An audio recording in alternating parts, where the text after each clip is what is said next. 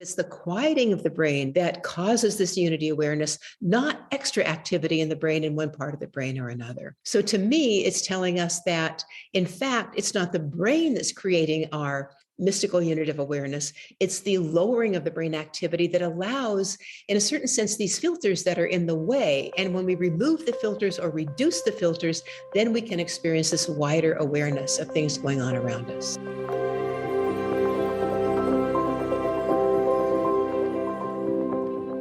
Hello and welcome to the Further Reaches podcast. My name is Kaz Tanner and I'm your host.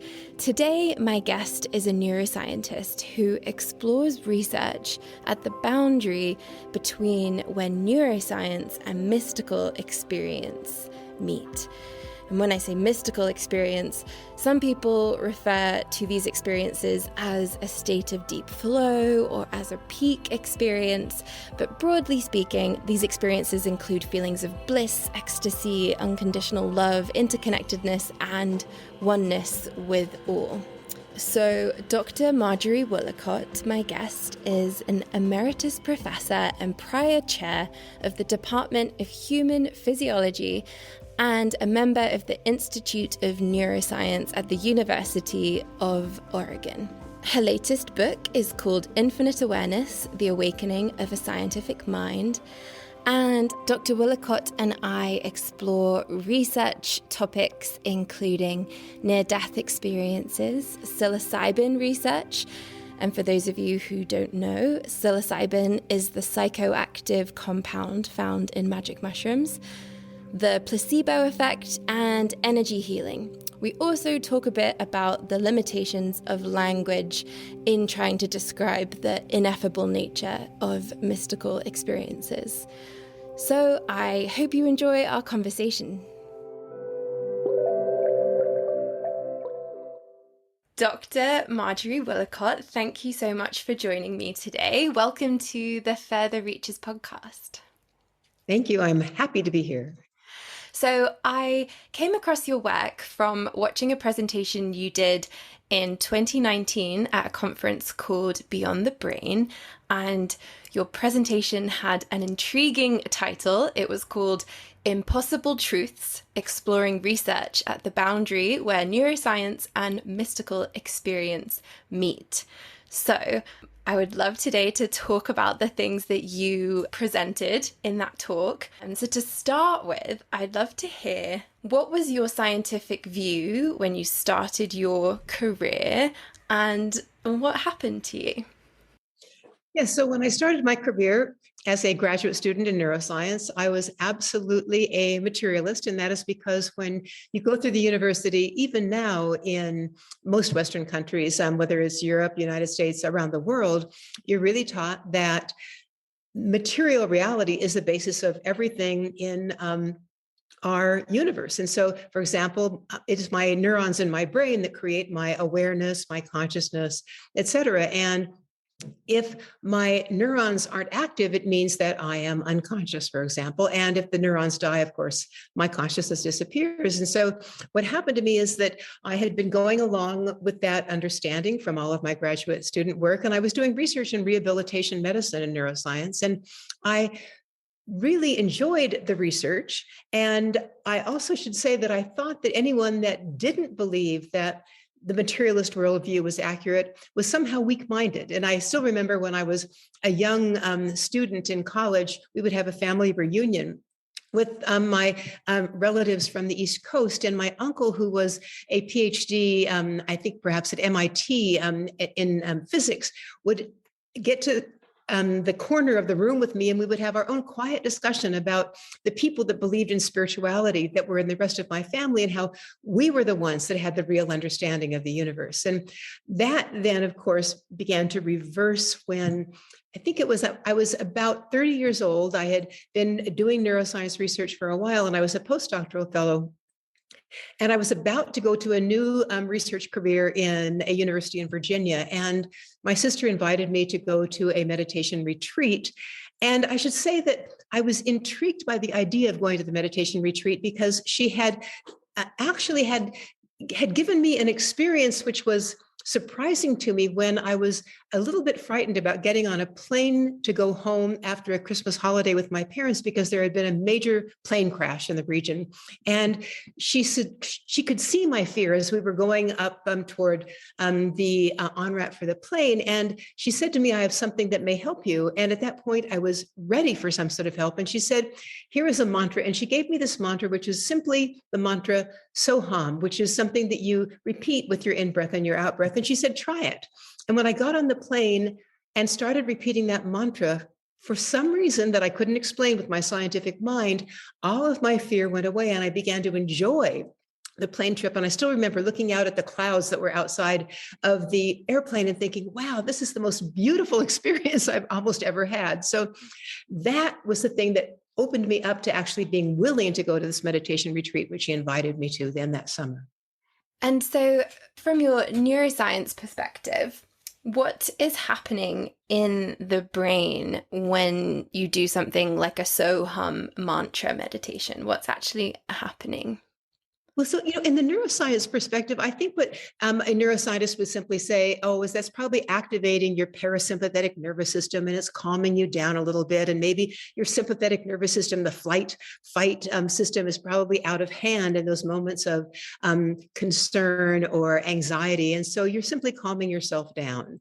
And I would say, well, that's certainly possibly one of the things that's contributing to it. But for me, it went well beyond that. That is not something that ever was able to happen to me before with other techniques I tried to use when I was on plane flights and I was anxious. So it seems to me that my neuroscience perspective probably says something about physiologically what changes in our brain when we become calm and able to be fully present in the moment. But I don't think it tells us necessarily the source of what is happening. It just tells us the neurophysiological correlates of what is happening.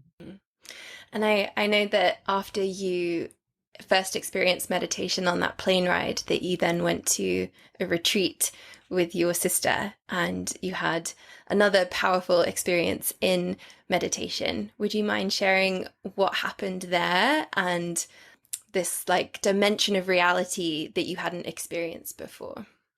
Right. So what happened is, first of all, when I agreed to go to the meditation retreat, I was skeptical because I am a neuroscientist, but I was also curious. And I think that plane ride made me curious to just say, well, what really is going on with meditation? And so what happened is in the very first morning of this retreat, we were told that this meditation teacher, the Swami, was going to come around and initiate every individual there.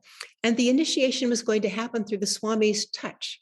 So this is what I was prepared for. And as I said, I was skeptical, but I thought, hey, I'm going to put my skepticism aside for the weekend, and I'm just going to be seeing what is actually happening.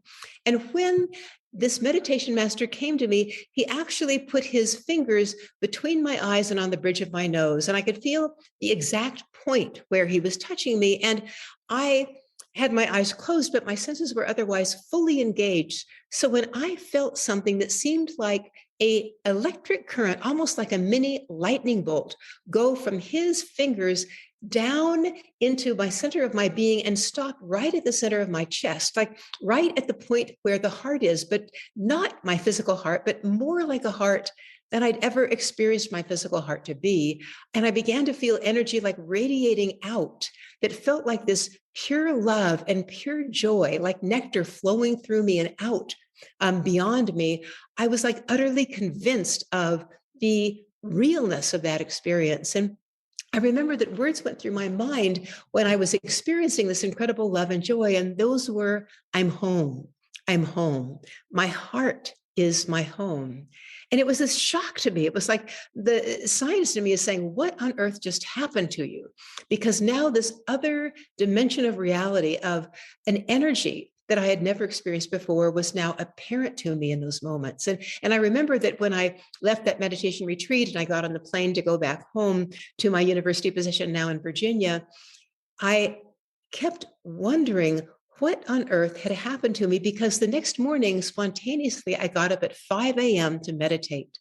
And I did it day after day after day. And I did it because I now sensed that there was this amazing joy and peaceful awareness just simmering under my usual thoughts and waiting for me to tap into anytime I wanted to. That's so beautiful. And I know that you describe that after that experience, you felt like there was like a chasm between the part of you that was a neuroscientist and the part of you that then became a meditator. And since then, you've been trying to act as a bridge between those two worlds. Along with meditation research, what are some of the other lines of evidence are there that show that consciousness is actually fundamental and not necessarily generated by the brain? I think probably the strongest evidence, as far as I'm concerned, and I think probably most of the people doing research in consciousness would agree, are near-death experiences. And this is because the research, first of all, has been done on near-death experiences by MDs that are psychiatrists and cardiovascular MDs in very, very carefully controlled studies. And I'll just give you an example of one of the studies. So Pim Van Lommel and Bruce Greyson and others have done very similar studies that they call prospective studies. And what this means is that they start the study at a particular moment in time on a particular date, and they start the study in like a network of hospitals around a particular country. In Pim Van Lommel's case, it was in the Netherlands. And they bring every single person that has cardiac arrest in the hospital into the study. If the person survives the cardiac arrest, they then ask the person afterwards, did anything unusual happen to you during the cardiac arrest? And what they find is that in about somewhere between 12 and say 20% of the people, they say, yes, there was something that happened. And then they ask the person to describe it. And in 25% of the people that have what then ends up being a near-death experience, the people describing actually having their awareness leave their body during cardiac arrest with flat EEG, no brain activity that can be recorded in the cortex. And they often hover above the body in the operating room or the resuscitation room as they watch all of the medical personnel trying to resuscitate them. And they hear and they see everything going on in the room. And sometimes they also may move down the hall out of their body and hear things, for example, their family talking about them in the waiting room down the hall. And the point is that when they then are resuscitated and they come back to normal awareness in the recovery room, they tell the doctors all these things that happened, which they should not have been able to know because they had cardiac arrest and they had a flat EEG. So there are data that I don't think can be explained from my own materialist perspective, because the point is that even if you can say, well, maybe the person really didn't have like their heart like completely stopped for long enough for their brain to go flatlined, even though there are the data there, they are seeing things in the operating room from a perspective that is above their body. And they are able, again, to hear and know things that happened down the hall. And there is no way, if your consciousness is confined to a brain that is now not functioning, that those things could happen. I'm not sure if you're familiar with Dr. Eben Alexander's work, but yes, I am. Yes. Yeah, he wrote a book called Proof of Heaven, and in part of it, he's also a neuroscientist, and he goes through and he goes like point by point of how his near-death experience couldn't be explained by any of the materialist theories because his whole neocortex was offline, his limbic system wasn't working. So yeah, I loved reading his book and hearing that, especially from his perspective. Yeah. Another thing about near-death experiences that I find fascinating is how many people who have a near-death experience, they come back changed, and their perspective on life and death is quite different. Could you talk a little bit about that? Yes, I think that that's the other very fascinating thing. And again, Bruce Greyson, Pim Van Lommel, and others have described these changes afterwards. And I think in Pim Van Lommel's study, he followed these people up for, I think, maybe even 8 years after the NDE. And what they note is that typically there is a fundamental shift in their own understanding about what I would call the fundamental nature of consciousness. They now know that consciousness survives the physical body dying, for example. And beyond that, there also appears to happen something where they begin to feel a new sense of connectedness between themselves and all the other beings on earth. And they feel a compassion for other human beings, and they feel a love, and they often change their careers, change the way they're doing things afterwards. And you mentioned Eben Alexander, and I think that he's a perfect example of that. He is no longer a neurosurgeon like he used to be, because now he is wanting to share with others the information and the research about the fundamental nature of consciousness. And so he has shifted his own career due to his near-death experience. I have another example, too, of a woman that I interviewed for my book, Infant Awareness. It's Bettina Payton, who was also an MD.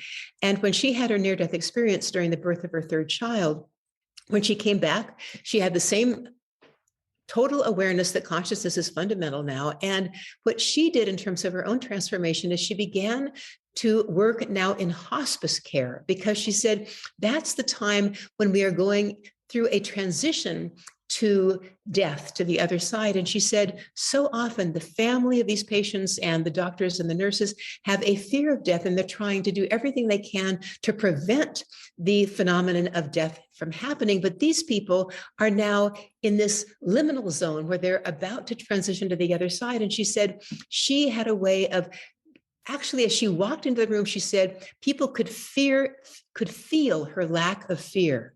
And her lack of fear of death allowed them to be very, very present and very, very calm. And they could feel the love that she radiated, because she knew that death was not the end of awareness. And it changed everything in the room around the patients and the people around them. That's so beautiful. I'm curious, do you think that people hearing these stories of near-death experiences, do you think it significantly changes people when they hear about it? Because it's one thing to have the experience yourself, you have that subjective experience, it's real and you're changed. What do you think are the effects on the people who are maybe friends and family members, or even people who, might read a book written by someone like Eben Alexander? Here's the interesting point about your question. It depends on the curiosity of the person listening. And I'll tell you two different ways that it seems to work. I know that, for example, when I've talked to Bruce Greyson, who has written his own book called After, about all of his research on near-death experiences, he said that hearing the near-death experiences of his patients began to change him, and he became curious. He said when I think the first patient he heard gave him her story of her near-death experience, when in fact, I think she was in a coma from an overdose of some sort of narcotics when she was very depressed in college. And she told him that he came to her when she was in her coma, and he had a spot of, I think it was ketchup or something like that on his tie. He was shocked because he knew he did, and there was no way she could have known that. And he said at that point, he was still a young intern. He just put it aside until later he began to hear more stories, and gradually his curiosity opened him up to start doing research in the whole area. And I think Pim Van Lommel, doing research, said the same thing, that when he first heard those stories from his patients, he couldn't believe they were true. But when more and more patients told him, he became curious, and it changed his whole point of view. So that's one way that things change. But I also know of patients that tell their story to their family and their doctor. And in one case, Lesley Lupo is the woman that this happened to in Tucson, and she's written a book about her near-death experience. Her family did not want to hear about it, and they kept saying it was a hallucination, it was not real, please stop talking about it. And finally, her MD actually said to her, if you talk one more time about that experience, we are going to send you across the street to the psychiatric unit, and you will be drugged because you are having hallucinations. And of course, she stopped instantly sharing it. And that was out of fright in this case, that people were not taking her seriously. So those people were closed-minded, and they couldn't believe it was true. So I think what I'm realizing the more I do research in this area is all that the person having the experience is asking of their friends and family and their medical workers is just be open to listening and be curious, and don't make an instantaneous judgment about whether it is real or whether it is not real. Yeah, so it all depends on your worldview and how attached you are to it versus how open-minded you are to changing. When you were talking about the fear of death in patients, it reminded me of the psilocybin research, which you mentioned in the presentation, which was terminal cancer patients who took part in a psilocybin research study. Their fear of death was reduced. Would you mind telling us about that?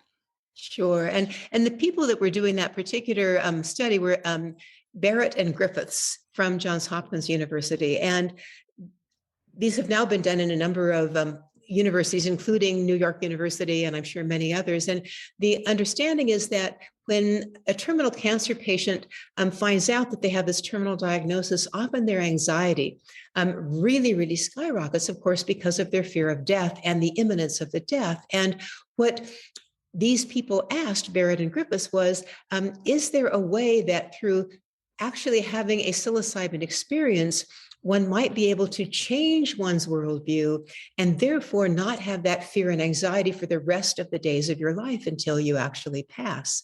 And so what they then did in a very carefully controlled study, they brought these people in to the hospital, and I love the way they did it. They actually created a beautiful room in the hospital that was a little bit like a meditation room with beautiful sacred objects around for the patient, and both a clinical worker and a social worker there with the person to help take them through this psilocybin experience.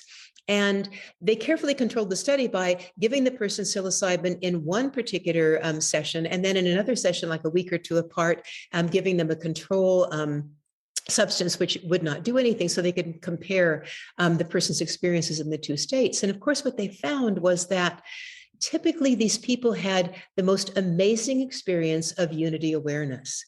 And I still remember the quote from one of the people that they used in one of their papers, which was, the person said, I suddenly had this sense of this awareness, this power that I felt was so sacred. And it's like I bowed to that power. And then I began to feel this sense of love and joy and oneness. And he said it was greater than any feeling I'd ever had before in my life. And that's what I would call the subjective experience from a particular person. But then when you look at their quantitative data, you find that the anxiety of these people goes way down afterwards, and they suddenly are no longer afraid of death. And the other thing that's so important about these experiences is that one dose in one session is enough to completely transform the person's worldview and to change the rest of their life, to transform it. And that is different than any other medical drug that people have used for things like anxiety or other things of that sort.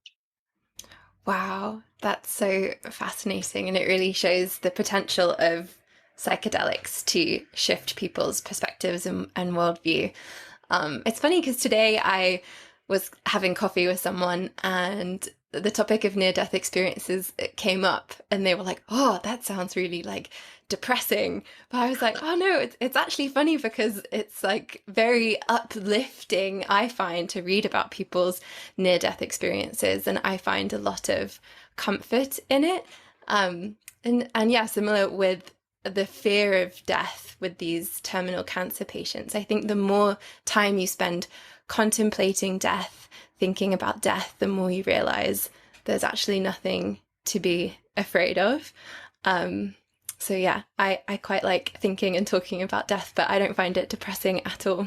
Well, yes, I feel the same way. And I just want to say one little thing about that too, because I realized that I was able to be present at the death of both of my parents. And it happened that it occurred during some sort of holidays from my university work. So I was able to be in Arizona with them, where they both were at the time, each one of their deaths. And I found it was the most amazingly connecting time of our family that we had ever had, because they are more vulnerable at that time that they're going through this process.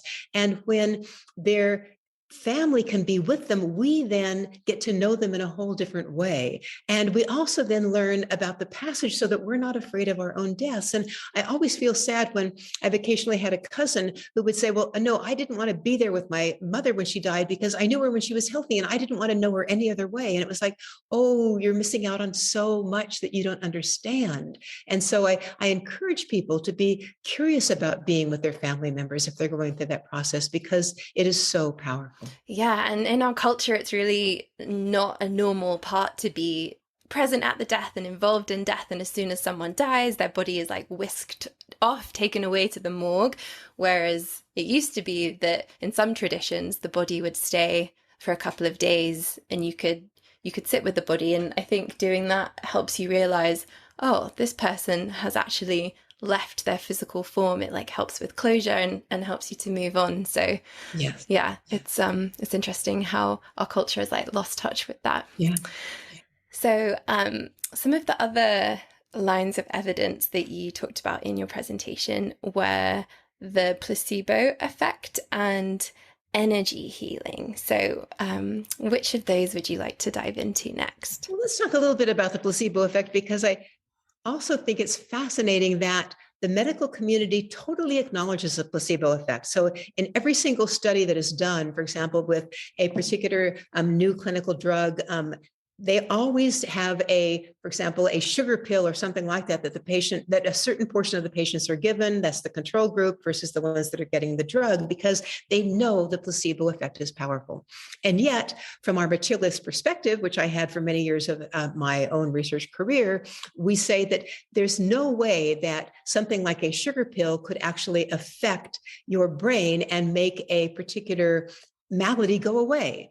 And yet, here it is. And so I think what's beautiful is when you look carefully at the research that has been done on the placebo effect, they are showing that basically giving a person an inert substance, which the person thinks could be or not, they're not sure whether they're going to get the placebo or the regular drug, might, for example, reduce their pain. They find that in a certain percentage of those patients, the pain is reduced. But now they go a step further and they say, let me look at what's happening in the brain in those patients where the pain is reduced. And they find out that, in fact, many of the pain pathways are altered by this person simply believing they might be getting, for example, an analgesic, a substance that would reduce their pain. So just by thinking that you might be getting this substance, you change your pain pathways in the brain. And our neuroscience perspective, that is a materialist perspective, cannot explain how that happens. So to me, that is an example of our consciousness and our belief system actually changing our own physiology. So do you have a theory on how that works? Like why is it that if you believe you're going to get a pill that your symptoms can actually lessen? For example, your pain might lessen. And I think that's because if we truly now go with the proposition that consciousness is fundamental, what we're saying is that our conscious awareness and our belief can actually then have what I would call a top-down effect on the neurons in our brain. And by then affecting the neurons in our brain, it can affect the physiology of our entire system. So we're simply saying that, again, it's a two-way street. The brain can affect our awareness. We know that's the case. I can give someone a drug, and I can, that drug, like a sleeping pill, can put them to sleep.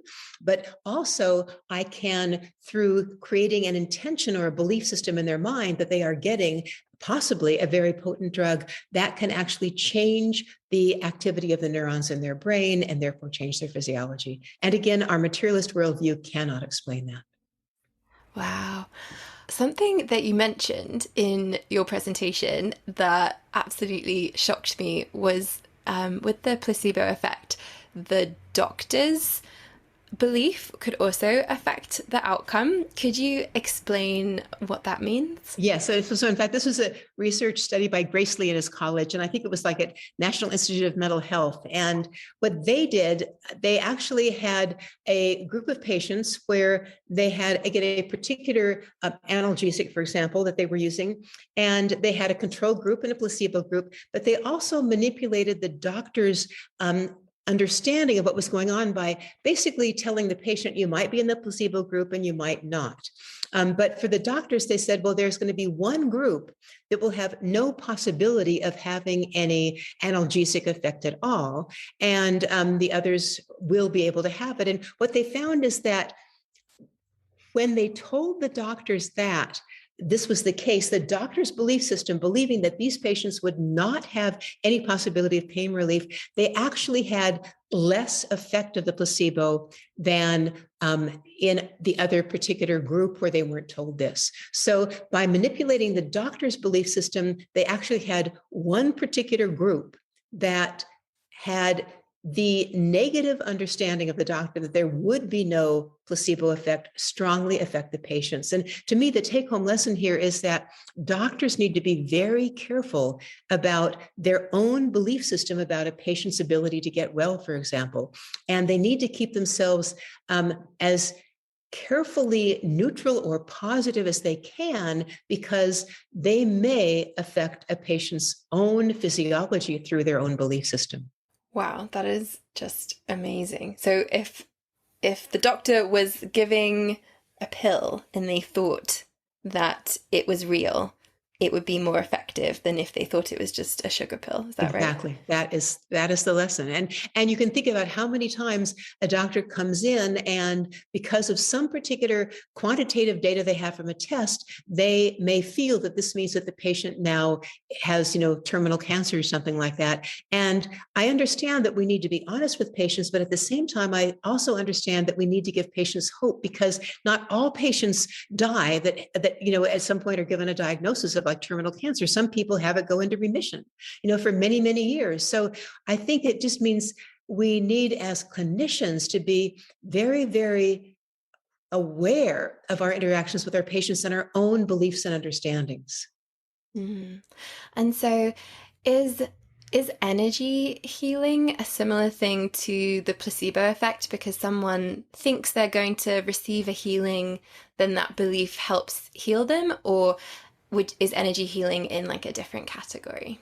And the answer is that it is in a different category. And there have been a number of studies now that have done that. And one particular study was by a woman named Adina Shore, a PhD, where she did energy healing with Reiki, both from a distance and in person. And she had a control group and she had a Reiki group. And the people that were getting the healing didn't know whether they were going to be in the Reiki group with the strong Reiki energy healing or the control group.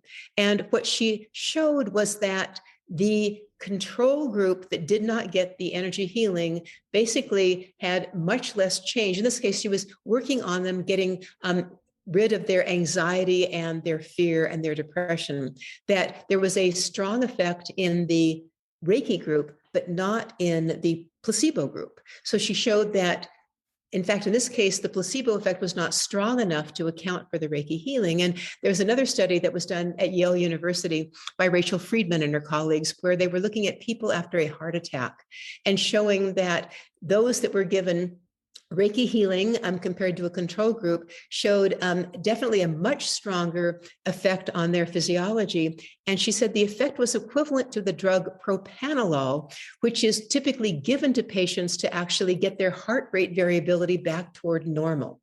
So she was saying, look, you don't even have to give them a drug, and the Reiki healing by itself brings the heart rate variability back to normal, equivalent to that of a drug. So this is a beautiful example of, hey, maybe we don't have to use all of those drugs. We can actually use Reiki healing in this case. That's so fascinating. I remember there was like one thing you mentioned in your presentation about energy healing where people were put into like they had their brains scanned while they were receiving a distant healing. Could you describe that? Because that one really blew my mind. Yeah, that's Jean Achterberg that did the study in Hawaii. And she went to Hawaii and interviewed healers from a number of different traditions, energy healers from a number of different traditions. And she asked them, in this case, to pick someone that they felt a certain rapport with to do this experiment. And then she put the energy healer in one part of the hospital that was totally magnetically sealed from the person that was going to be their recipient of the healing. And that person was in an MRI, a functional magnetic resonance imaging machine, in another part of the hospital. And to control the study, she had the person that was sending the healing do the healing in 2-minute intervals that were randomized in time, which nobody else knew in advance. So they were simply told to do them by a experimenter that was sitting by their side. And when the experiment was over and they looked at the recipients, the physiology of their brain actually changed significantly in particular areas while that transmission was going on with these healers. And one of the places was the anterior cingulate cortex of the brain, which is a very important part of the brain that is active in meditation and also in hypnosis and other areas like that. So literally, they were showing that there is a transmission through magnetically shielded rooms from the Reiki healer to the recipient in another part of the hospital. That is incredible. So when that part of our brain, the anterior cingulate cortex, when that gets quietened down, do you think that then enables us to experience the non-local consciousness that exists beyond? Like, why do you think it is, like, what are the conditions that allow people to experience the non-local consciousness? Like, do we have to quiet those parts of our brain in order to experience the reality? That's a very good question. And I think that you'll now have me sort of taking a step backwards in a certain sense to talk about also the meditation studies and the psilocybin studies, because what has been found now, first of all, I'll tell you about the meditation studies. When someone quiets their brain down in meditation so that it's very, very still and they go into a mystical state, maybe of unity consciousness, for example, and this feeling of infinite love and connectivity, when they put those people into a similar brain scanner, they find that the default mode network of the brain, also called the mind wandering network, which is a network in the brain that actually is the source of what I call our egoic narrative that's going on all day long, that's always giving me an ongoing story about what's happening at this moment in time and talking about my past memories and worrying about my future. That part of the brain turns way, way down in meditation when we're in these states of mystical unitive awareness and feeling peace and calm. Interestingly, that part of the brain is also the part of the brain that is turned way, way down when a person has a psilocybin experience.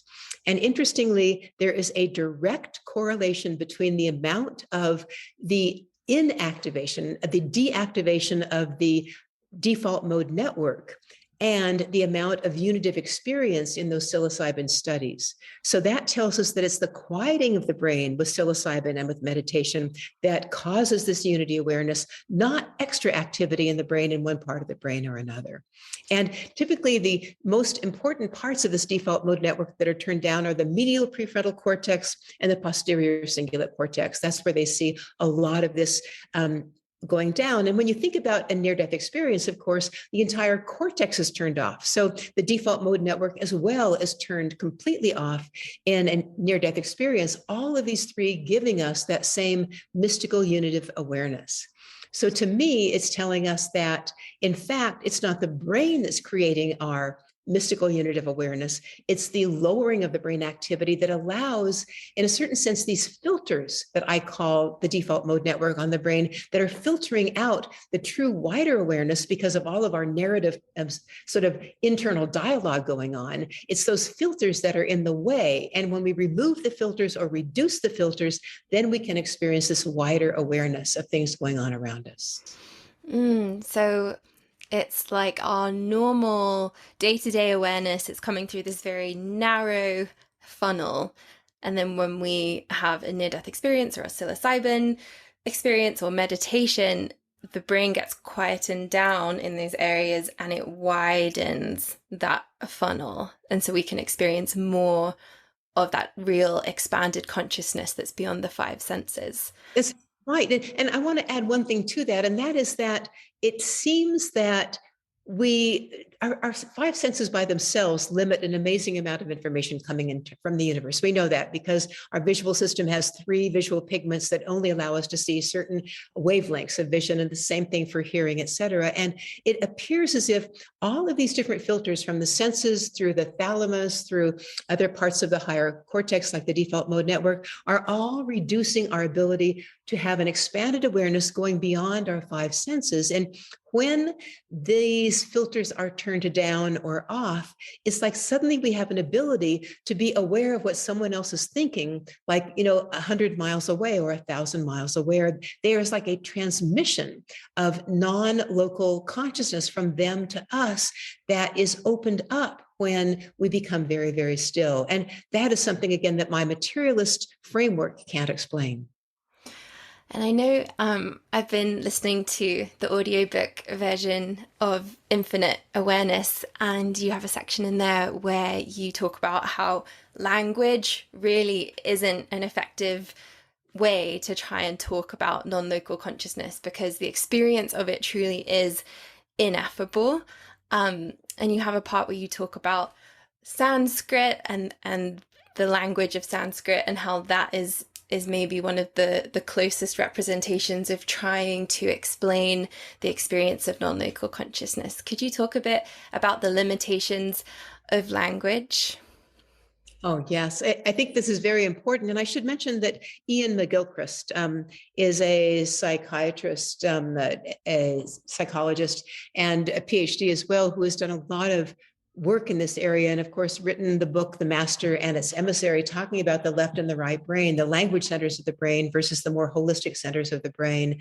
And how, in fact, what happens with our language centers is that once we create a word for a particular experience or phenomenon, we automatically limit our experience of that phenomenon because it becomes sort of reified or concretized into our own understanding of the meaning of that word. And they say this has happened a lot throughout cultures of the world. And they even name certain cultures that have, for example, many more names for snow, for example, than we might if we're living, for example, for me in Arizona right now. And they then have a different experience of snow because they have more words for it than we do. And it's the case all the time. It's like, on the one hand, we need language for communication, and the very nature of language is to limit our awareness of an experiential phenomenon. Yes, I know that Eckhart Tolle, in one of his books, he talks about how, when humans go into nature, they immediately start, labeling all the flowers and like, look at how many trees I know the name of. But in just focusing on that labeling, you're not actually truly experiencing the essence of that thing, of that being. You're just focused on, oh, I know the name of it, which, yeah, like you said, like changes your experience of that thing.